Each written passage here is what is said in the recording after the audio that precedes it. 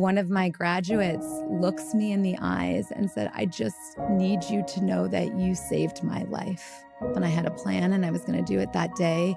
And then you said, it was like 3 words. Something you said completely made me realize that there's a different path. So thank you. And I love you. And I'm doing so well.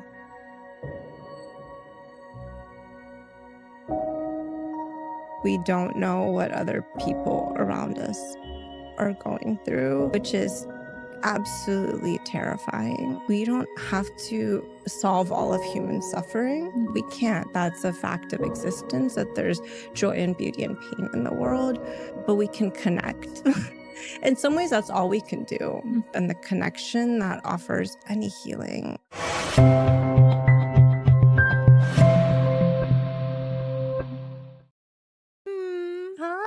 Hi. Beatrice, I feel so excited. Like we're in second grade again in Miss Sessler's class together, just having a conversation about the things that we care so much about. And, not only are you my best friend in the entire world, but you also happen to be one of the most brilliant psychiatrists that I know. And the work that you do in mental health is deeply inspiring to me. So I'm just so grateful that you're here to share your wisdom with our educators and community, because I know there's so much to be learned from you. Thank you so much for having me here. And I'm so pleased to have a conversation with you outside of second grade where we're not held back by needing to learn multiplication tables. I know. It's a real drag. Thank heavens. So, we talk about this all the time, but, education is in complete crisis, and mental health is deeply impacting students all over the country and world. And at least in the United States, like 75% of students are reporting experiences of deep sadness, hopelessness.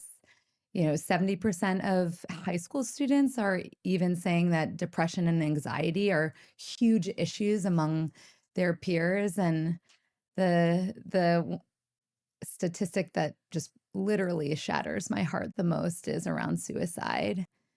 As you know, over the last year, over, let's see, 20% of high school students have come up with a plan to commit suicide, and 9.5% of students have actually tried. And I mean, how can our educators holding space in classrooms for their students not be deeply impacted by mental health themselves? And that also is deeply shown in the statistics. So, I mean, this world, sadly, like more than anyone that I know. And like, what are your thoughts around what's happening in education? It's an immense amount of suffering to hold day to day for anybody working in education, just to be in an environment where there's so much pain and Mhm. feeling quite helpless to move it, to shift it is already a huge burden that educators take on. And that's often not what people are thinking about when they go into the field with their own altruistic reasons. Well, and they're not trained in it. Right, right. And suddenly you're here ostensibly to provide education and teaching, and you're also confronted with all the downstream consequences of um, inequity, injustice in society, personal and cultural trauma Mhm. with no toolbox. It can cause an immense amount of moral distress. Mhm.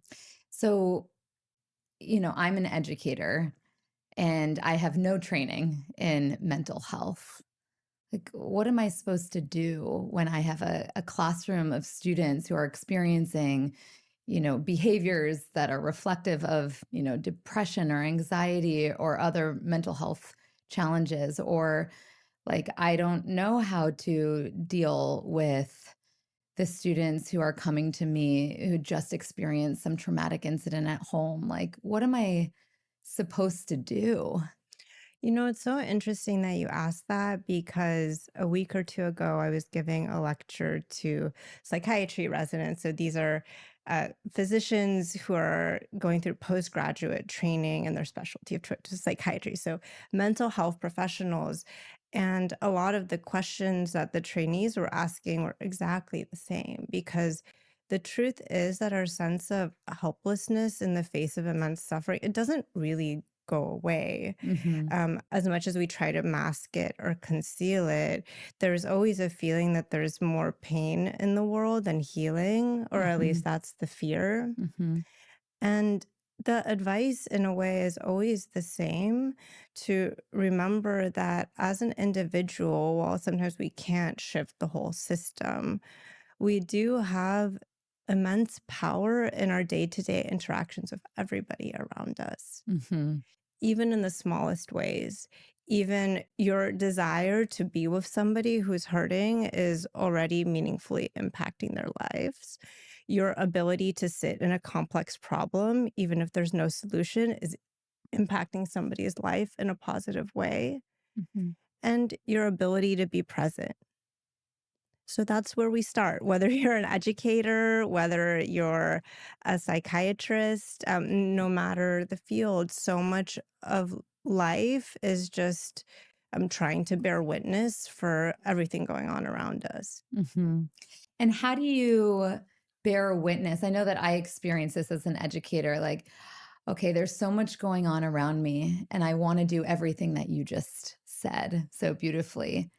But I am so stressed. I am so burnt Yeah. out myself. Like, how can I even manage to accomplish what it is that you just said? And I think that's a really crucial question. How do you give from a place of depletion?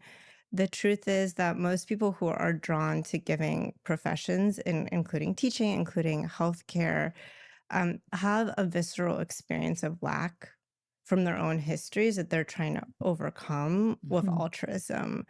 But giving to others doesn't fill your own needs. mhm, And you reach a place where you can no longer give without receiving, mhm, which is why I think the work that you do is so important in helping educators resource themselves. It's a truism, but I think also that has a lot of wisdom in it, that self-care is we care. If we think of ourselves as vessels for, for healing or education, whatever it is you're trying to give, you need to make sure there's an inflow for the outflow. And if you are a giver, anything that you pour into yourself will pour back into your community. mhm. So giving educators real permission to step away just from sacrifice and looking at their needs and attending to them is a powerful form of community healing. You're reminding me of one of my 4-year-old students, Patrick, who's now in college. And one time I asked my kids, "What does community mean to you?" Mhm. And he raised his hand and he said, "Well, in a community, first you have to love yourself, because if you don't love yourself, you can't love anybody else." And I think that not only are his words so wise, and all of us as adults could take something away from that, but it really speaks to how important it is for us as educators, or, in your case, mental health professionals, anyone in the caring profession, to give to ourselves in the way that we give to others, so that we can fill our cups back up and be able to hold space and heal. And that's what we're here to do, or we wouldn't be drawn to this work. Of course, of course. You're reminding me of a song my 3-year-old has, that I love my family and even myself. So Yes, we cute. have to work on the messaging that it's an even Can myself, she even teach my kids the next time we're yes, we'll together? have her in the studio Fantastic. next time. So beautiful. So, one of the things that I've noticed when educators come back to Breathe for Change, like cohort after cohort after cohort, and we've trained over 20,000 educators at this point, is this deep, like, knowing, like, I want to be in education for the long haul. It's my purpose. Mhm. And yet I feel like I'm not doing enough. I don't know how I can hold this much longer, like that sense of burnout because of the lack of training, support, resources to mostly to be able to address like the mental health challenges that they're experiencing in their classrooms and communities. And I'm curious, what I've found to really work is to just take a moment with them and to breathe, for them to and then to be in community with each other and be able to share about their experiences and to realize that they are not alone. Mm-hmm. Because I think that in this work, when we witness pain and we witness, sadness, fear, like injustice, we're doing so often behind closed doors, right? It's us and a bunch of our students. And it can feel really isolating. Mm-hmm. And so when there's this space being granted for educators to talk to each other, to share vulnerably from their hearts about their experience, there's this healing that happens in being witnessed. Mm-hmm. And I know that you experience that in your day-to-day, sessions with your clients. It's just this witness in whatever trauma I might be experiencing. And what do you think is going on there? Well, I hate to answer a question for question, but I'm going to do it anyway because I'm curious in your experience, both personally and working with educators, how much freedom do educators feel to reveal burnout, vulnerability, moral distress to their peers? Well, outside of Breathe for Change, for the most part, very little. Mm-hmm. Very little. There's no spaces that are created for them to even engage in those kinds of Mm-hmm. Mm-hmm. conversations. And I think that in many cases, I know I felt this way as an educator, it appears as like a weakness. Mm-hmm. Like Mm-hmm. I'm not okay, like I can't deal with this. Um, Maybe that means uh, someone might judge me, or maybe that Mm-hmm. means that the principal might think that I can't do what I'm here to do, so I'm going to be quiet. Mm-hmm. And the reason I think that so deeply is because after one session of Breathe for Change's first course that we offer, the day of the first session, literally on Zoom in our master's program, hundreds of educators are crying. Like, Mm-hmm. I've never felt like at home before in education. I finally feel like I found my people. I finally feel like I'm not alone. I finally feel like there's a space for me and that we can do this. And there's new possibilities that are opening up Mm-hmm. because we're doing this together. And there's this sense of togetherness that people experience when they're able to just bring to the table what's true for them. And I don't think that there's enough of that in education right now. People are so hungry for the desire to self-express, Hmm. and there are so few pockets to do so. It's a very similar culture in medicine, which has a paramilitary structure, and you're taught in a quite systematic way to abdicate your needs, Hmm. to go without sleep, to go without food, to go without using the bathroom. And if you do anything other than that, you're, betraying your patients in the medical profession Oh, at yeah. large. Educators don't go to the bathroom. Right. Literally, It's they don't the go to the indignity bathroom. of being unable to release Hmm. on a basic level, And to let go that's, of your breath, to let go of what you're holding. mhm. And that's why when I was teaching, I remember in the first year, like after coming home from school each day, I literally could do nothing but lie horizontal on my couch Mm-hmm. because I couldn't hold anymore. It was like I had to just go, oh, Mm-hmm. I'm so overwhelmed. Mm-hmm. And I remember just it feeling like this sense of like too much to Right, carry. right. And there's not just the sense of depletion, there's the sense of shame and guilt over experiencing it when other Mhm. people are not talking about it. Exactly. And that's why I'm like, let's talk about it. Like, y'all, this is our humanity. Right. And if we don't talk about it and model that sense of vulnerability with each other, with our colleagues, with our friends, with our loved ones, then how in the world are we going to effectively teach our students to be vulnerable themselves and Hmm. feel confident expressing the whole of who they are, which I would imagine, and you would know this more, likely supports the healing of traumatic experiences is in the processing, the connecting in a safe space. Hmm. And that goes back to how can educators help their students who are suffering and each other. It's just the power of having a container. Mhm, We don't need to solve all of our problems. Most really difficult things in life do not have easy solutions. mhm, But if we can suffer in community, there's beauty in the connection that comes through mutual care. mhm, And we to do that, we have to let go of our personal and collective shame for being human. mhm.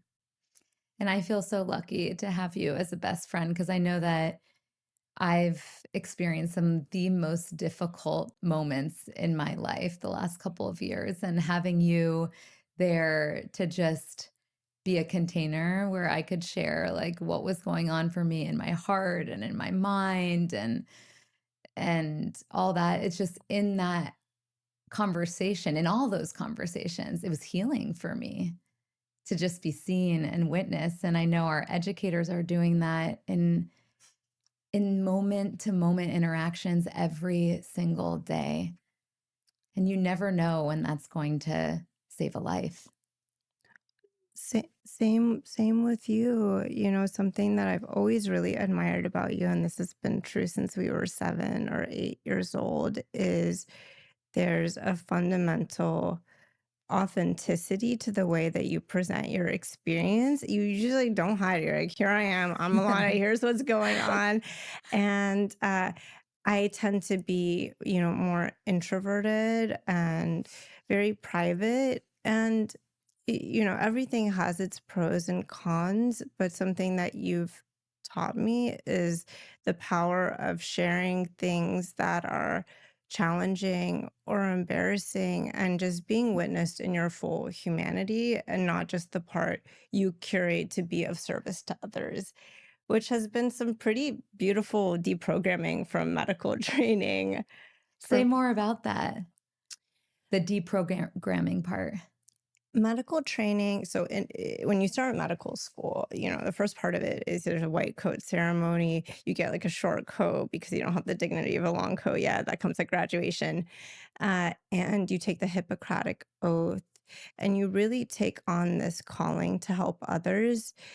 It's duty before self, Mhm, right? And the people who are drawn to that kind of work, um, of course, they want to serve, but often there's also at the same time a discomfort with being with all of yourself. mhm, mhm, That's sort of weaponized by this profession. And you go through this rigorous training process where it doesn't matter how hungry or tired or burnt out you are. It doesn't matter if you just had to pronounce somebody dead in one room. You have to walk out of the room and see your next patient because your duty is to care for people. mhm, You sit with unimaginable mm, horror, and you're taught not to react to it. mhm, mhm, And people who are quote unquote successful in these environments often emotionally learn to do that much earlier in life. mhm, mhm, In psychiatry, it's important to be very perceptive.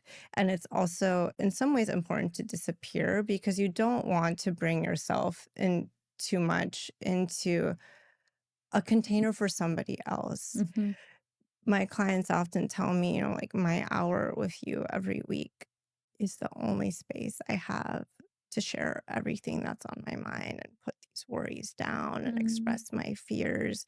So when you introduce your own, problems or experiences, however benevolent the intention might be, it can really take away from what you're doing from the client. mhm, But when you're doing that, 10, 14, 20 times a day, you really start to disconnect from your own internal experience. mhm.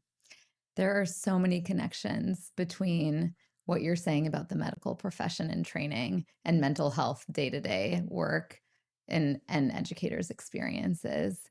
When you were talking about how you in medical training, the doctors to be, so to speak, would experience horror day after day.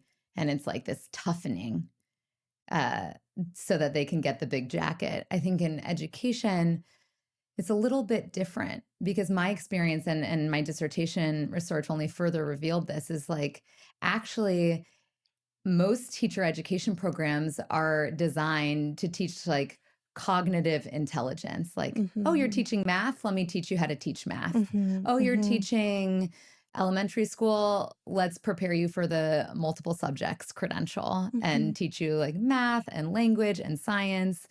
And oh, you're teaching middle school language? Okay, let's teach you the content. Right.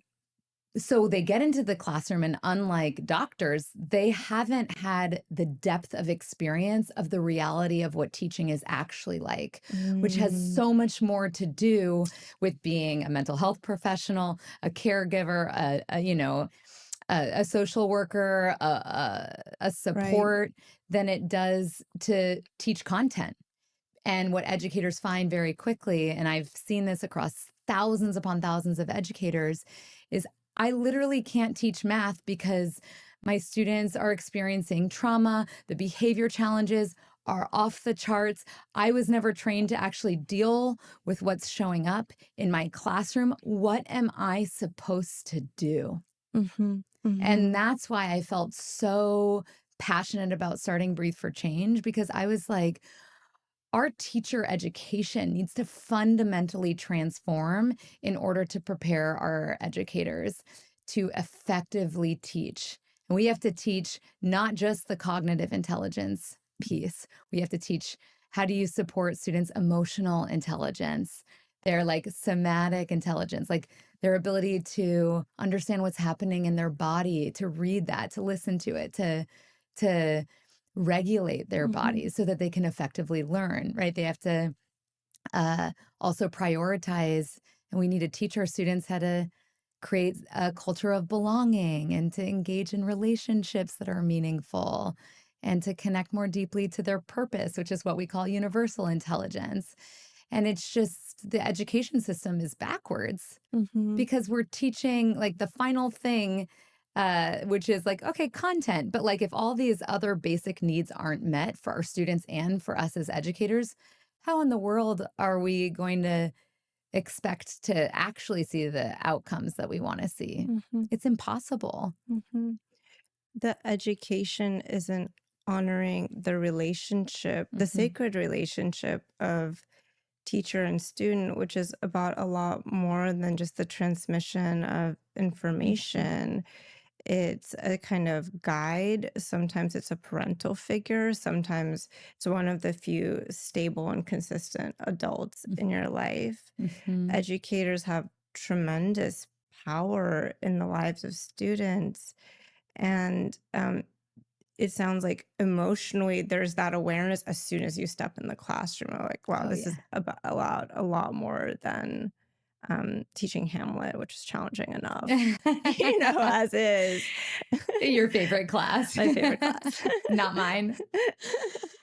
Love it. Yeah. And, that's why I think these strategies that educators can use that are so simple to facilitate can make such a profound difference. Like, one of my favorites is the two-word check-in, Mhm. where, if I have all my students, I might invite them to find a comfortable position. If they're the little ones getting crisscross applesauce, if they're older students, have them just sit in the chairs that they're in. And you can do this with me. You can just put your hands over your heart and just take a moment and check in and notice how you feel right now. And I invite you to find two words that describe what is happening inside you right now. Just two words that describe how you're feeling. When you've got your two words, if your eyes are closed, which they're not, you can gently open them. And what are your two words? Joy and hope. Mm. Joy and hope. I think being with you for me always invites a sense of possibility because you don't just identify and formulate the problem. You're looking to see how you can push the needle. I find that very inspiring about being with you. Thanks, B. And, before we started recording off record, we were going over our elementary school teachers together who shall remain unnamed for their Or safety and protection. I'm not sure if they're alive anymore, so we We're might not sure if they've all made it to present date. May their memories be a blessing if they're no longer with us. But the memories are so visceral. visceral. Teachers, words, behavior, they have a lifelong impact for better and for worse. And I imagine for most educators who are sitting in a classroom where they're triaging a behavioral emergency that they have had no training to deal with, and there's a sense of sort of helplessness and overwhelm. I imagine for most, they have no idea all the positive ways in which they've already impacted students that day just by showing up, even though it's hard, just by being willing to be in the pain, just by being patient in the face of dysregulation. You have already touched all of these lives in ways that will remain forever. Our earliest experiences really form the way our nervous systems work, what we come to expect from the adults and other people in our lives. We remember all the ways in which our early educators inspired us, and it doesn't take much. I Mhm. think if there's one lesson that I've taken away from my mental health work, it's awe over how little water people need to grow. I mean, Mhm. people just need a chance and they Mhm. just need somebody to believe in them a little bit. They just need a little grace and a little patience, and they will transform. And that is literally why I believe educators are the most important people in the world. And y'all are doing extraordinary work. If you're in a classroom, you are taking care of the future of this world, like our Mhm. children. And there's every conversation you have, every, you know, nonverbal support that you offer your students, it's life changing, and Mhm. it can be. And I remember, to your point, like for better or for worse, like in our when we met in second grade, I remember always looking up to you and going to your house all the time. But one thing I'll never forget, and I'm still working through it to this day, our teacher, um, was tracking us in math, Mm. and I have a lot to say about that. But I remember I was placed in the like middle math class, and you Mhm. were in the high math class, Mhm. and I really felt like I wanted to be with you, and that I could do well in the high math class. And I remember going up to her and saying, I want to be in the high math class. I think I can do it. And she said, "You're not smart enough." She said, "You're not smart She said, enough?" "You're not smart enough." And so what have I done since? Well, one, I shut down, obviously, and felt like I was stupid. And then since then, it's like that story of I'm not good enough, I'm not Right. smart enough has literally dictated almost every big and small decision I've ever made Mhm. in school and even outside. Like, I remember trying to prove how good I was, how smart I was over and over and over again. And it was not because I didn't perform well, because it was coming from like an inspired, confident, aligned place. It was because I was so afraid of anyone ever telling me I was stupid again, Mhm. that it was the only thing that I felt like I could do to like move forward. And still to this day, it's like I do all these things and I'm accomplishing so much and I'm achieving, but there's that like itty bitty shitty committee inside my head being like, Mhm. wait, but actually you haven't done enough. You're not smart enough. And I believe deeply that that was one of those first interactions or conversations that I had that made me think that. Mhm. Or you're labeled, or somebody says, Yes. this is not just your performance in this moment, but this is actually who you are. Mhm. It Mhm. absolutely stays with you. And even though there's a mountain of evidence that might refute whatever that claim was, we tend to hold on to the things that are negative, that Mhm. represent our worst fears about ourselves. Mhm. How does that connect to, you know, educators and students' experiences of trauma? Can you talk a little bit more about how trauma works in the body and in the mind and just yeah, I love nothing more than talking about tell trauma. me everything about trauma. But just to respond to what you said a second ago, as much as the negative things do stay with us, I think, as educators, as healthcare workers, physicians, mental health professionals, whoever you are, you're going to make mistakes and you're going to say the wrong thing. Those things tend to really stay with you, and we Mhm. disregard all the positive impact we have on people, a lot of which we're completely unaware of. Out with my girls by some food trucks, and I heard Dr. Rabkin, and Was I it was a like, patient? it was a patient, and um, I hadn't seen him in many years, and he was like, "Yo, it's like my psychiatrist." Oh my gosh, it's so No, sweet. it was so sweet, and I remembered working with this person, and my first thought on seeing him again was, well, I don't really think I did anything for him. Oh, I remember feeling, I don't think I had any meaningful impact. which Like to if you me had is the asked me, craziest thing for me to 10 minutes hear. prior, did you help so and so? I'd probably say, like, I don't know, maybe not.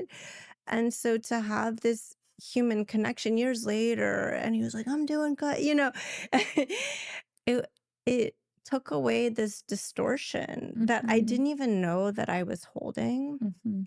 And so it's a very indirect begin to the trauma talk, but I think we're all holding false stories about self. And part of the way to exist in work that's messy and difficult and full of pain is to really remind yourself that by showing up with positive intent, you're probably having more of a meaningful, good impact than even though, many of those people you'll never run into again. Mhm. And every time that you've ever come to me over the last several years and you've said something similar, a similar flavor of what you just said, which is like, I don't know if I'm making enough difference and I don't know if I said the right thing. And I just look at you in awe because you're just the most extraordinary human that I know. Oh, And like you, I wish everyone in the world had a psychiatrist and a friend like you because the way you listen and hold space for people oh no. is just Y'all need to get a tissue box on this podcast. you're just the best. And so, I think what you're showing right now is like it's our humanity. Like every single person, like what makes us human is the fact that we have these beliefs that may not be serving us, but there's this possibility of transformation. And that's what gives me so much hope Mhm, about us, about our kids, about education, about the future is that, yes, there is so much darkness and we can all have beliefs about ourselves that are negative. I'm not good enough. I'm not making a difference. I'll never be loved. I'm not smart. I can't do this. I'm not worthy.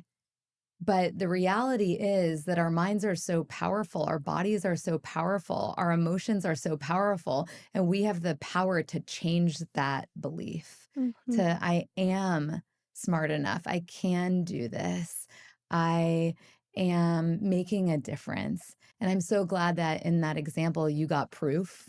And I hope that everyone who mhm. ever crosses your path who you've doubted you're making a difference for gives you that proof but sometimes they're not even around to Right, give us right. that proof. And so you reminded me of, oh, this year it just exploded my heart.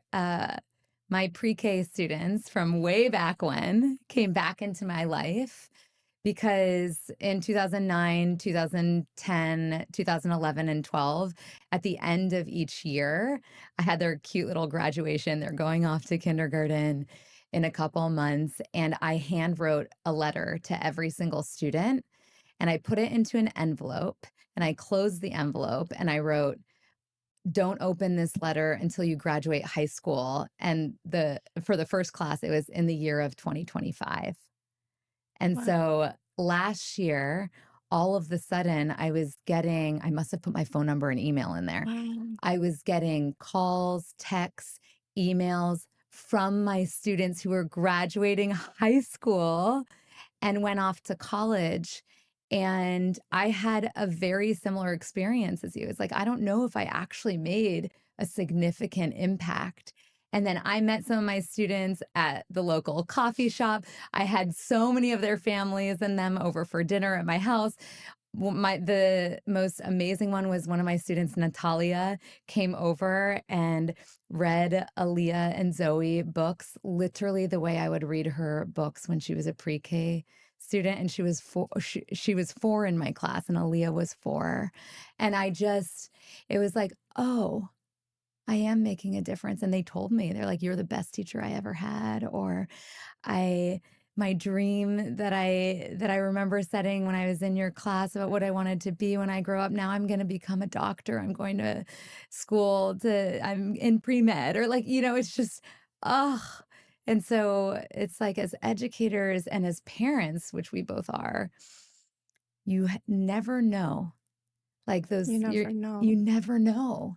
And every interaction is an opportunity to create connection and create meaning between us and another person or a group of kids that can Right, change their lives forever. Because we remember like the one sentence that people say that, has us turn on the negative beliefs. right, But right. what about, I remember the things that people said to me Oh, that completely absolutely. transformed my life for the better. Yeah, absolutely. A vet in Houston told me I was a tough little lady in med school at 5 a.m. So I just took that with me all the way to the bank. And here About you once a are. week, I'm like, I'm a tough little lady. And I'm sure he never thought about it again. It was like kind of like a He throwaway didn't even know comment. that he said And it had that. some shades of like, you're tough Mhm. for a woman, but I don't care. I took it. And here you are. Look And at here you. and here I am. We all underestimate the Mhm. impact we have on other people. Mhm. And I know that educators are deeply impacted by their student. You carry all of them. I'm Mhm. deeply impacted by my patients. I had a patient say to me, this is a while ago, and this is, deep pandemic. So we were on Zoom, and he said, I just feel like when our session is over, you just turn me off. Oh. And when we talked about it, but he was expressing this fear that we all possess, that we're not making an impact. Mhm. And yet I can tell you that, everybody I've seen, any relationship you have with somebody, whether it's, a student teacher, whether it's physician patient, um, meaning is always bilateral, right? So you can't have an impact on somebody without them having an impact on you, Mhm. and vice versa. So what I would want to communicate to educators or anybody in a helping field, or a parent, anytime you're in a position to give to other people, is that you are having so much more impact than you know. Mhm. And to hold on to, just by existing and just by being in the same space as somebody, you are Mhm. changing their lives. Mm. And so that's a very long-winded prequel to trauma. Now tell us about trauma. But it's always these questions of like, okay, everybody's suicidal. What do we do? And Yeah. it's such an overwhelming question Mhm. of, how do you show up for pain once you understand the magnitude of the problem. Mhm. But if we take, for example, suicidality, you and I have talked about this before, but I lost somebody very close to me about a year and a half Mhm. ago to suicide. This person was an exceptional physician, parent, educator, mentor, a friend, and really devoted her life to giving to others. And despite being in mental health myself, despite her being well connected mental health herself, I didn't see or understand the extent of her Mhm. pain. We don't know what other people around us are going through. We don't know what stresses they're under, and we can still make a big impact on their Mhm. lives, even not knowing. Mhm. There's a saying about suicide that suicide is just a moment, Mhm. which is absolutely terrifying, but true that it's where somebody is in a given space and time, and maybe it just lasts for a few minutes and maybe they like make a life-changing decision then. But if that's true, it's also true that we have these very small interactions with people that alter the course of their lives. And I can tell you that I've had people sit in my office and say, well, I was going to, I was going to kill myself. And then the postman said hello to me. And I suddenly felt seen, and I suddenly wondered, well, what if they're upset if I'm not there the next day? That we don't have to solve all of human suffering. We Mhm. can't. That's a fact of existence, that there's joy and beauty and pain in the world. Uh, but we can connect. In some ways, that's all we can do. Mhm. The farther I go in my career, the more I feel that really it is just the relationship and the connection that offers any healing Mhm. for us. You're reminding me of last summer, we had our Breathe for Change 10th anniversary summit, and it was in Chicago, and there was hundreds and hundreds of educators, many of whom were our graduates of our programs, and our it was the graduation of our first master's cohort, and I literally hugged every single person that walked in, and I was wearing this Love outfit, it. which is, by the way, Beatrice's outfit because she styles me. So, um, I remember I maybe was like 50 hugs in. Someone 50 hugs. someone stopped. Tell me you're an extrovert without telling me. Literally definition of extrovert in the dictionary, Yeah. Ilana Nankin. Yes. So, I was in my, I don't know, 50th hug, and one of my graduates looks me in the eyes and said, "I just need you to know that you saved my life." And I was like completely taken aback. And this was a Zoom cohort. And she said, "I wanted to kill myself and I had a plan and I was going to do it that day. And then you said," it was like 3 words. "Something you said completely made me realize that there's a different path. So thank you. And I love you. And I'm doing so well."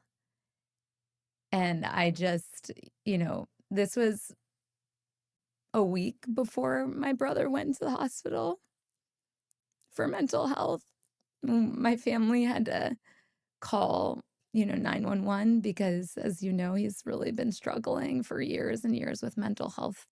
And I think about the weight that I carry, that my parents carry, that our family carries, that everyone who has somebody in their life who is experiencing deep mental health challenges themselves, like that, it's like there's this question I hold of, am I doing enough? Can I stop this? How can I Mhm. help?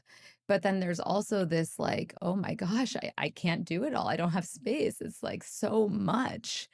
And it's like this like going back and forth between a sense of hopelessness as a supporter, Mhm. but then a recognition of the beauty that you just talked about, which is every conversation I have with him, there's some gem, there's some nugget, there's some moment of connection that I know is making a difference for him, that's keeping him with like even an inkling of hope that it's worth it to stay and move through this complete trauma that he's experiencing for the sake of not just our family, but maybe his future. Like Mhm. there's some Mhm. little piece of hope, or else there's no way that he would still be here, right? Mhm. And so I I just so deeply empathize with educators and anyone who has a loved one, someone so close, or there's a student who's facing these big questions of like, is it even right for me to be here? Or Mhm. like those moments, like you said. But then Mhm. we have so much power to connect, and you don't know how that's going to save a life. Don't underestimate the meaning of just being willing to be with somebody in their suffering. Hmm. That's not a space that most people have access to, Hmm. because most of us, when we're confronted with suffering, internally or externally, it's overwhelming, it's Hmm. anxiety, and we want to fix. Hmm. We want to change it, we want to shift things, we want to make it lighter. Having somebody who's just willing to really sit in the dark with you, Hmm. that's life changing. And that's Hmm. something that you're offering your brother every time you're willing to join him where he Hmm. is. Hmm. Yeah, thank you. In our master's program, we teach this practice called I'm with you. So it's exactly what you just said. It's there's no fixing, there's no changing, there's no blaming, there's no trying to solve. How can you hold space for another in whatever it is that they're emotionally experiencing? Hmm. And that is the biggest gift in the world that you can give someone. I mean, you give Hmm. that to me every single time See? that I come to you with anything, and there's a lot, always, every day. But I think as educators, especially since we have so many to-do lists to check off, we have like literally we're assessed based on how our students are performing. So it's like, how am I getting my students here Hmm. is our orientation. But it's in these moments that actually that's where the teaching and learning is happening. Hmm. It's in the moments of connection, in the moments of disconnection that then are addressed that become moments for deep learning Hmm. because it helps our students or whoever it is that we're supporting discover parts of who they are that they may not have previously seen. Like that's true education to me. Hmm. The math Hmm. and the science and the lit, that'll come as a result of people discovering and honoring the whole of who they are. It will or it won't, you know? True. It will. Right. But the self-discovery, learning to tolerate and metabolize discomfort, that's the work of life. Mhm. And that you can't go without. Mesopotamia, it's a plus minus situation, personally. Uh-huh. Yeah.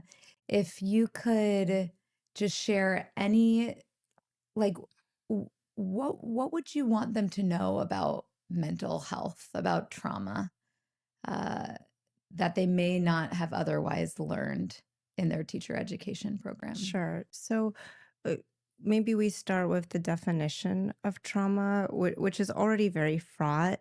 The word trauma is derived from the Greek word for wound, Mm. which I really like to start with Mm. because um, trauma feels like such a big capital T word. And when I meet people, I always ask on initial assessment about trauma. And most people are like, no, yeah, it was fine. It's had some challenges, had a good childhood, Same with our educators. you Yep. know, and then maybe it's a week later or a month later or a year later, they're like, oh, yes. And my, cousin was killed in front of me, by a masked burglar. And you're like, what? Excuse me? It's always it's always something so wild, but we don't give ourselves permission to claim our pain, Mhm. whatever it is. I love that, claim our pain. Yeah, So we true. don't give ourselves permission. Like nothing rises to the threshold, Mhm. right? And I really encourage people to let go of the word trauma itself and think, what are experiences that you've had that have been fundamentally altering Mhm. for better or for worse? That sometimes is a road in. Um, Mm. when we refer to trauma, we refer to things that really change the way our nervous system functions, Mhm. sometimes the way our bodies feel. They change our worldview. Mhm. um, they change our understanding of humanity Mhm. for the worse. Mhm. Or trauma provokes a self-protective response that can be characterized by um, anxiety, fear, hypervigilance, being on guard for more harm. Mhm. What are the experiences you've had in your life that have brought these things up? And if we look closely, many, if not most of us, have experienced trauma, and we don't have to label it as Mhm. such. But to understand the pain of others, you really have to be willing to look inside at your own experiences. Otherwise, you will subconsciously dismiss that which you haven't claimed within yourself. That's exactly why we start our trauma-informed teaching course on educators discovering Mm-hmm. the exactly what you just Mm-hmm. said. Mm-hmm. Where have I experienced these life-altering moments that have Mm-hmm. led to who I Yes. am, Mm-hmm. right? Mm-hmm. And and it's from that place of self-discovery, self-awareness that we're able to then hold space for other people's experiences of Right. trauma. Right. Right. And sometimes somebody will tell you something and you will realize that you've had a similar experience and hadn't even labeled it as Mhm. trauma. And it's only in seeing the impact on somebody else that you really start to realize the magnitude for yourself. Mhm. So if you're working in any environment with people, you will be working with trauma, period, full stop. 'Cause all Uh, of us have because experienced it. yeah, Mhm. and looking inside and running that sort of scan in yourself, what's altered me, and how do I experience the world around me and people? What are my expectations of safety or harm, Mhm. of violence or ease? That can be a good place to start. Mhm. And having openness to receive other people's experience. A lot of human experience we label as taboo, Yep. including trauma. We put it away and we don't touch it. And it's anything unpleasant, it's anything hard. And if somebody's really harmed us without accountability, Mhm. and many people who harm are not accountable, because if they were accountable, they wouldn't harm, we end up carrying their guilt and shame for Mhm. them. And it becomes very hard to talk about. Mhm. So having openness to your experience within and that of the other creates an environment where people are more likely to share. Mhm. Self-expression is the opposite of depression. So beautiful. It's Self-expression is the opposite of depression, because depression feels so isolating. You feel alone. You feel like no one will understand you. mhm, That's mhm. beautiful. I've been thinking a lot. I think this relates to educators. Also, I've been thinking a lot about the necessity of vulnerability in Mhm. healing work, because whether we intend to or not, we are always bringing our experiences and belief systems to the table. Mhm. And when it's not explicit, it plays an implicit Mhm. role, our own discomfort with our experiences and on our pain. I wonder if that's inhibiting others from sharing with us as well. Mhm. And I mean, for sure. yeah, and I've It's noticed in myself, it's almost like with every new adversity and challenge, um, I find that people talk to me about different things with a different degree of openness. Mhm. And you don't even have to disclose. No. It's not a question of disclosure. You know, if you went through something similar to what a kid in your classroom is going, you don't have to tell them. But I do think experience that's fully owned is felt and transmitted. Mhm. And it's such a gift to it's like one heart cracked open leads to another heart Hmm. cracked open, and it's Hmm. a ripple effect that is a gift that keeps on giving. Yeah. So for educators, one, trauma is everywhere. It's probably within you too. Mm. Um, that you can call it whatever you want. And if you're willing to look at your own pain and experiences with compassion, you will automatically start to show up differently for other people. So beautiful. So I want to close with a sense of hope for our Okay. educators. So, when you think about the future of education, Oh my gosh. what do you think education could look like if Wow. I'm teachers were so deeply actually unqualified to no, answer. you're not. Shut Psychiatrist, up that itty bitty what do shitty you committee. think? I, Psychiatrist, what do you think about the future of no, I want education? to know what you think, like what would become possible if educators had more holistic training in like mental health and in understanding like the whole of a human is. Like what would the future of education look like from your Still perspective? unqualified, but what I hope to engender with this talk, and I think this is the work you're doing in essence, is giving people space for their own humanity and vulnerability and connecting around that, not just what should we do to solve the problem. Um, that creates space to operate together in this imperfect world in a Mhm. sustainable and healthy and lasting way. So I wish for our educators to have room for their suffering, to take away the taboo and stigma around mental health problems, both for educators and for students, so we can navigate imperfection outside of isolation. Mm. That's my vision, That's with like the caveat that I don't know anything about the world of education.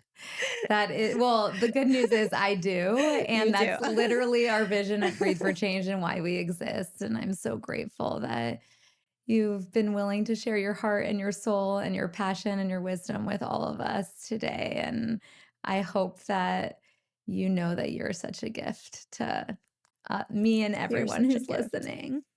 Love you. Love you.